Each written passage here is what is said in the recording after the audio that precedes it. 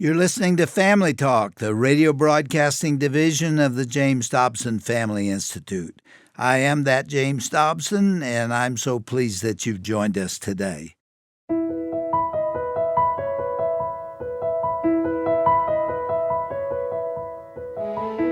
Well, welcome back to Family Talk, the broadcast division of the Dr. James Dobson Family Institute. I'm Roger Marsh, and on today's program, part 2 of our special conversation with Brandon Cabalar, the founder of the brand new ministry called the Warfighters Mission. You can find the link for their website, thewarfightersmission.com, up at our website, drjamesdobson.org. During the next half hour, Dr. Dobson will continue his fascinating conversation with Brandon about how he got into the military. Here's a hint. He wanted to join when he was 15 years old, right after 9/11.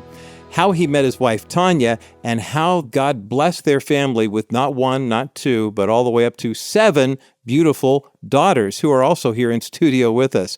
Now, without further ado, let's continue with Dr. James Dobson talking with Brandon Cabalar about his tours of duty on the Warfighters Mission here on this special edition of Family Talk.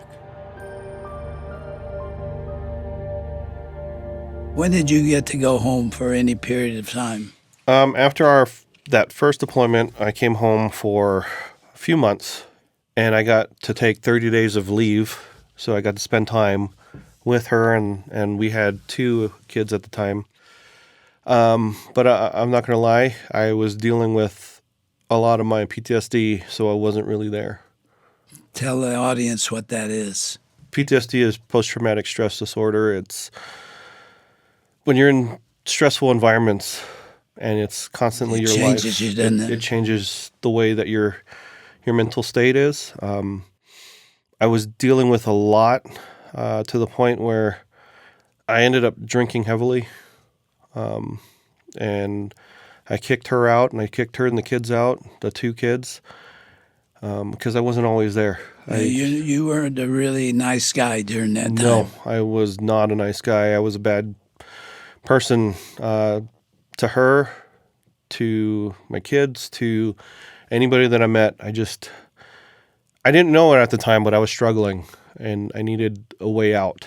And it was a hard point in my life, but we got to the point where we separated, and we were on the verge of getting divorced because of the fact that I wasn't who I was before, and she didn't like that, and I was okay with it. But something that changed was I came to come visit the kids one day, and she saw me, and she looked at me in the eyes and said, your eyes are so yellow. You're killing yourself. You're not, I don't want you to die. I need you. And God was there. Again, I didn't know at the time, but he kind of changed that, and I said, okay, I need to work on this. And well, I'm really interested in you telling us more about that. But did you get badly wounded? Was there any point where you really took one? It was just my nerves, doctor.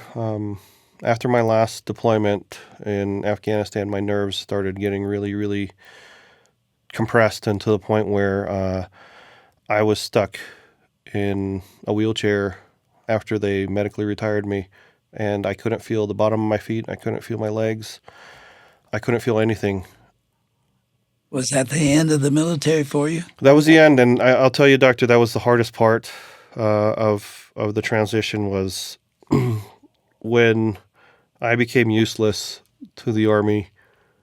It felt like they were done with me, and I was letting everybody down. I was letting all my friends down. I was letting my country down. I was letting my family down. Did you go home? I did.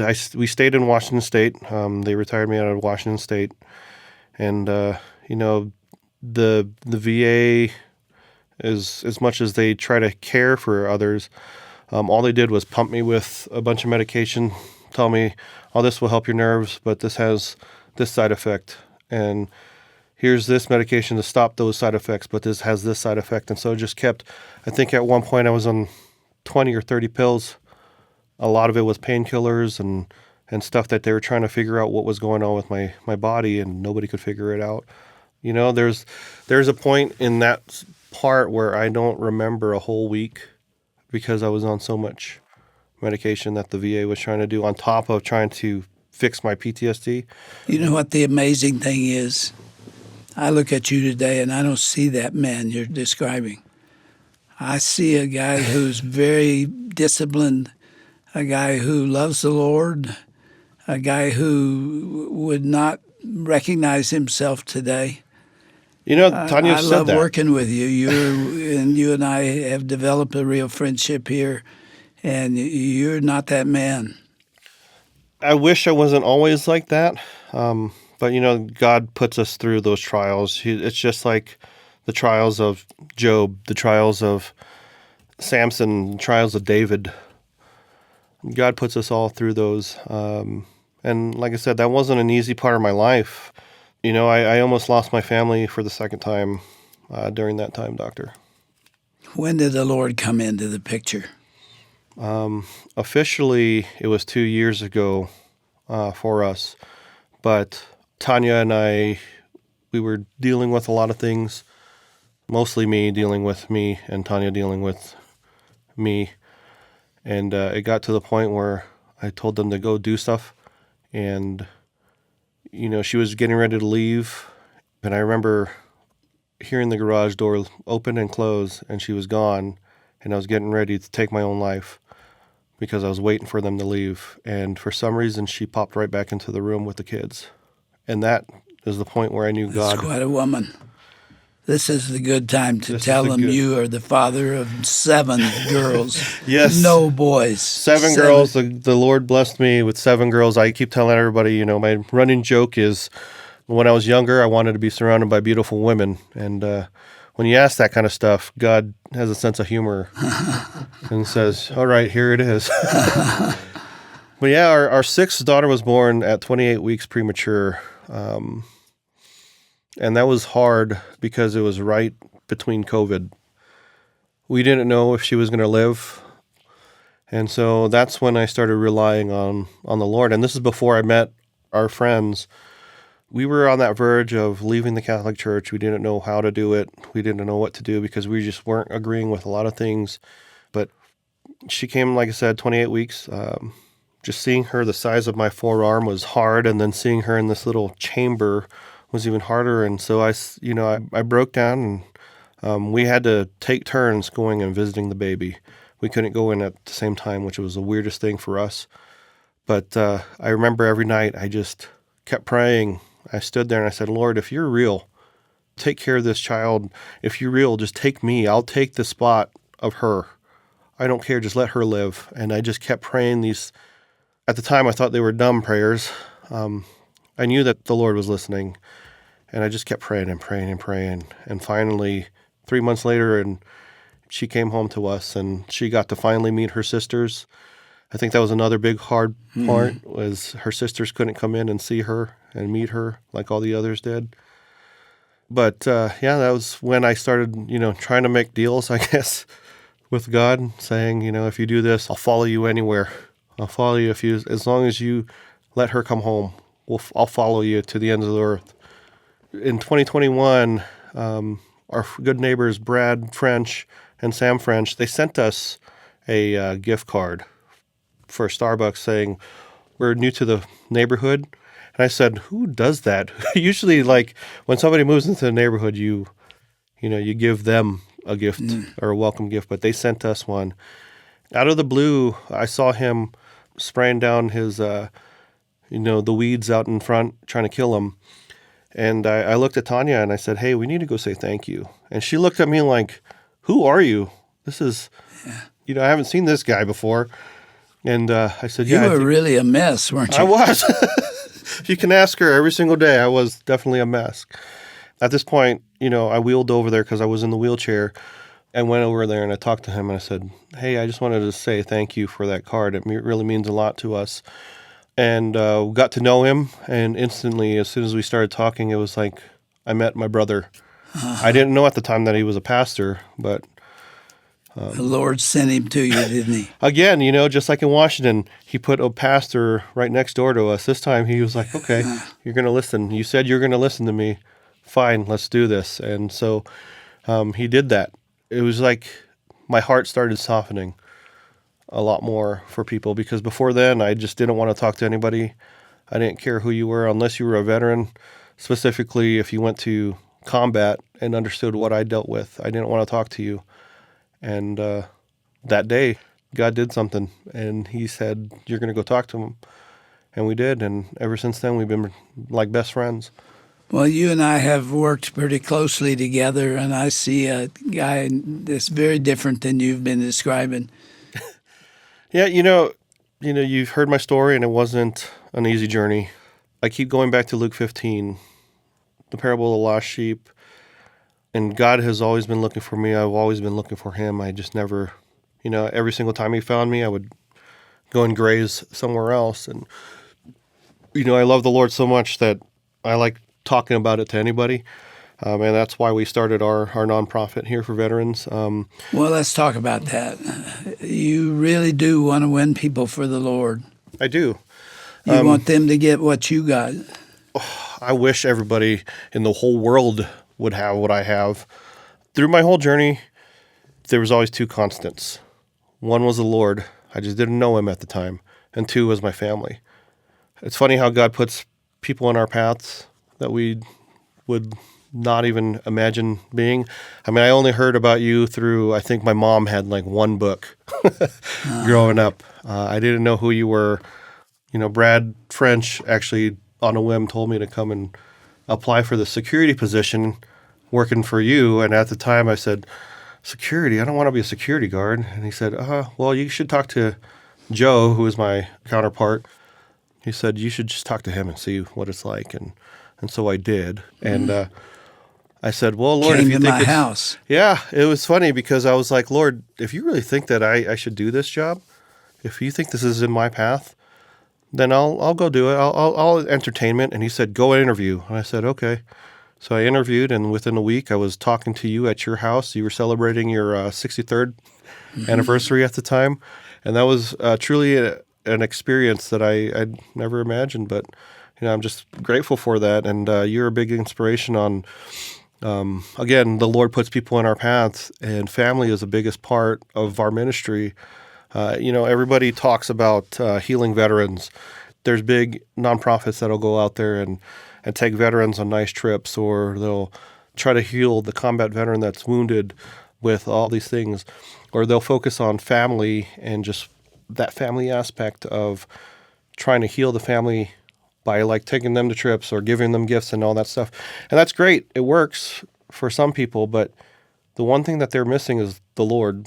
There's a handful of ministries out there that do focus on bringing God back into the veterans' lives. And our main focus is trying to heal both at the same time by bringing them together, because I told you, Doctor, my family has been there since day one, and they're the ones that healed me. They're the reason I'm here. Other than the Lord, they're the reason that I'm alive and working with you. Brandon, help us understand not only who you were, but who those other guys are out there. They're committing suicide on an alarming scale. They are desperate for exactly what you needed. How do we get to them? How do we get an arm around them? What do we say that makes them want what you got? And how in the world do you teach it to them or introduce them to them? Well, the problem is with these veterans that are doing it, committing suicide, is they don't have an outlet. They don't have somebody to talk to. The number one thing that a lot of veterans that I've talked to before and now, all they want is to be heard. They want to be able to not be judged. So they want to be heard. They want to not be judged, right? Who's the one person that will hear you and not judge you? Only the Lord. Only the Lord. And so if I can be that mediator of, hey, this is what helped me. Why don't you come and, spend some time with me? Your marriage is healed. My marriage is healed. I'm not going to say that I'm 100%. I still deal with my PTSD, but I'm to the point where I can talk about it and I can try to heal others. I joined a peer support group when I was dealing with my stuff. Actually, Tanya was the reason I started that.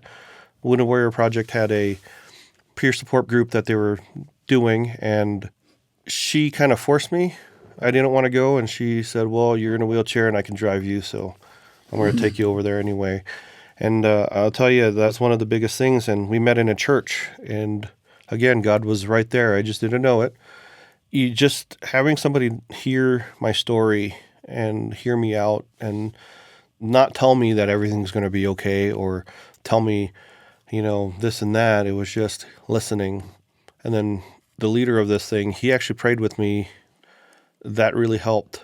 And that's what these veterans need. They just need to know that no matter how lonely you are, no matter how lonely you feel, or that you think that you're worthless or you're not, good enough for this world anymore, if the enemy can't kill you downrange, why are you going to lose to the enemy here? The Warfighters Mission is a play on words because, yes, we're warfighters as veterans, who fought in Iraq or Afghanistan.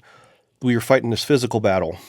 But for us now, we're fighting a spiritual battle that nobody other than God can help us with. And so when we start fighting for what's right and fighting for the kingdom, like Ephesians, we put on our armor. Once we start doing that and God, we start walking with God, I've learned that it's been a lot easier. And the way that we're doing it, like I said, is with our families because they hurt.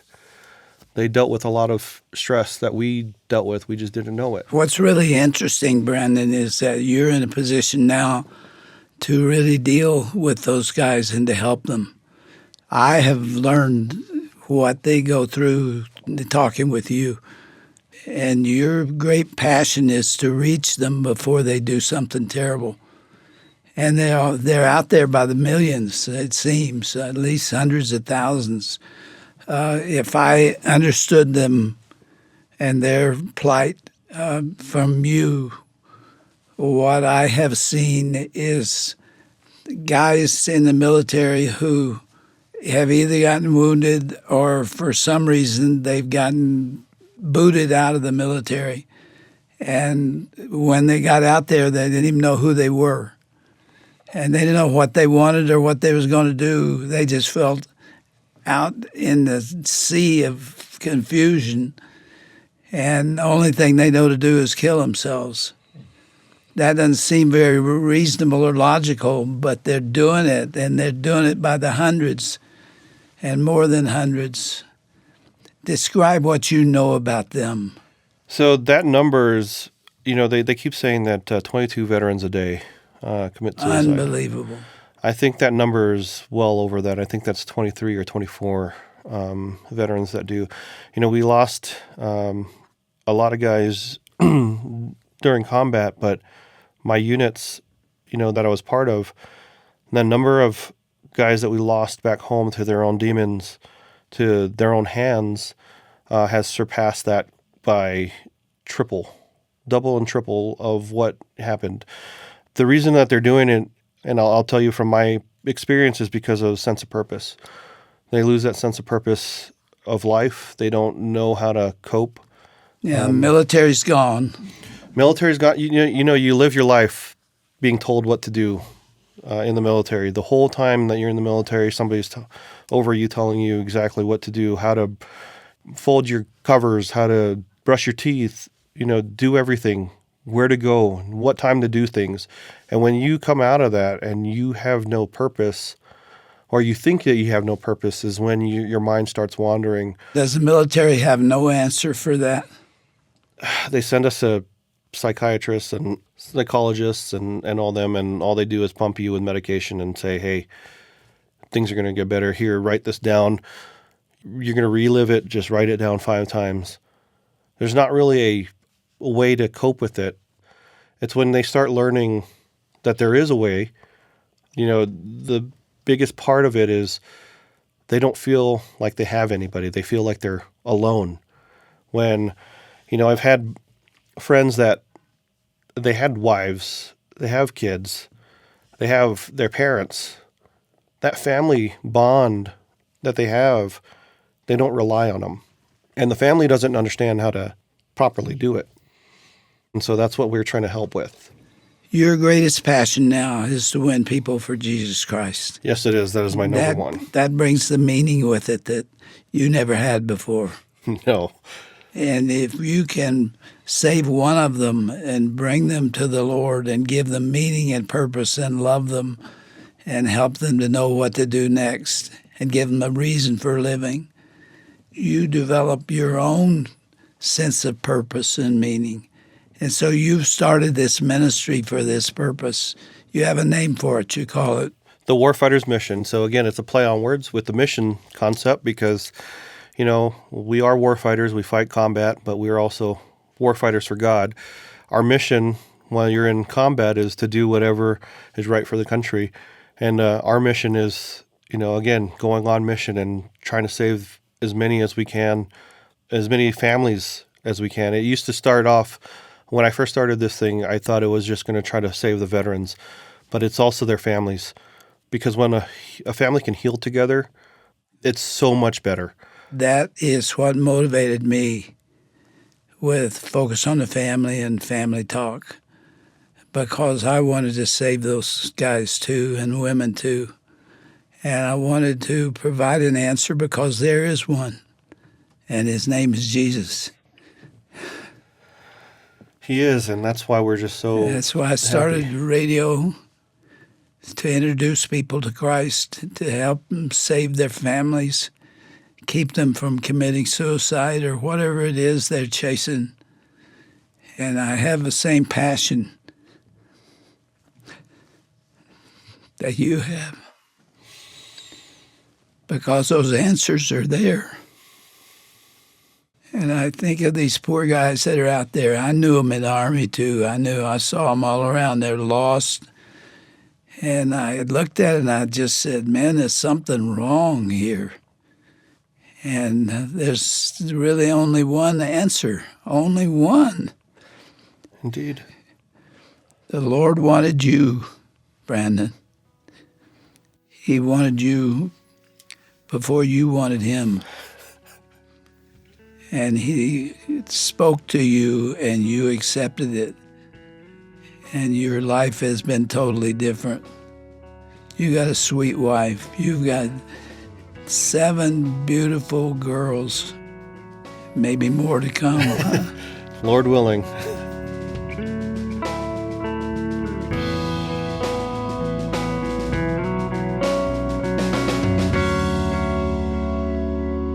Well, we'll have to see what the Lord has in store regarding more children for Brandon and Tanya Cabalar. But today here on Dr. James Dobson's Family Talk, we've just concluded part 2 of a 3-part discussion, a very, very powerful and poignant conversation featuring Dr. James Dobson and Brandon Cabalar about the plight of those men and women who are serving in the military right now, and why the incidences of suicide and alcoholism and chemical dependency has grown so great in military circles, and what is being done to combat this problem. Brandon Cabalar, of course, talks very freely about his faith. He blogs about it at his website, thewarfightersmission.com. There are also other resources available there, too, an online blog. Right now, it's for people exclusively in the state of Colorado, but the plan is to expand in 2025. There's a special Christmas outreach that the Warfighters Mission hosts every year, and you're encouraged to read more about that online. Go to drjamesdobson.org and click the link for the warfightersmission.com, the special ministry started by our guest today here on the program, Brandon Cabalar. Now, as Dr. Dobson has mentioned, and they were just referring to, Brandon and his wife, Tanya Cabalar, have 7 beautiful daughters who are all in studio with us today, and they'll be with us again tomorrow as well.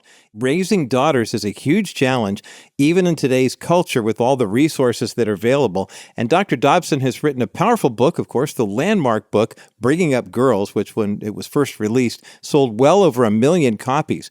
We've taken that classic material and added a couple of updates, courtesy of Dr. Owen Strand, who is the senior director of the new Dobson Culture Center, and put together a special 10-day email series on how to most effectively bring up girls, helping girls grow into adult women who can serve the Lord with gladness and joy and face the challenges that life has to bring to them.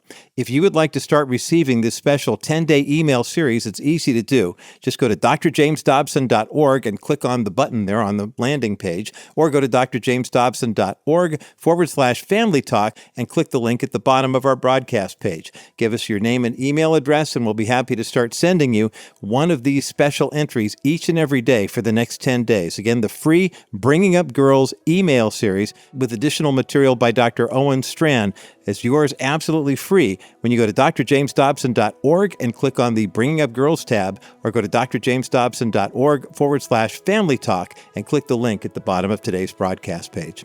Well, I'm Roger Marsh. Thanks so much for listening. Be sure to join us again next time right here for the conclusion of our powerful 3-part conversation featuring Dr. James Dobson and Brandon Cabalar of the Warfighters Mission.com. That's coming up next time right here on Dr. James Dobson's Family Talk.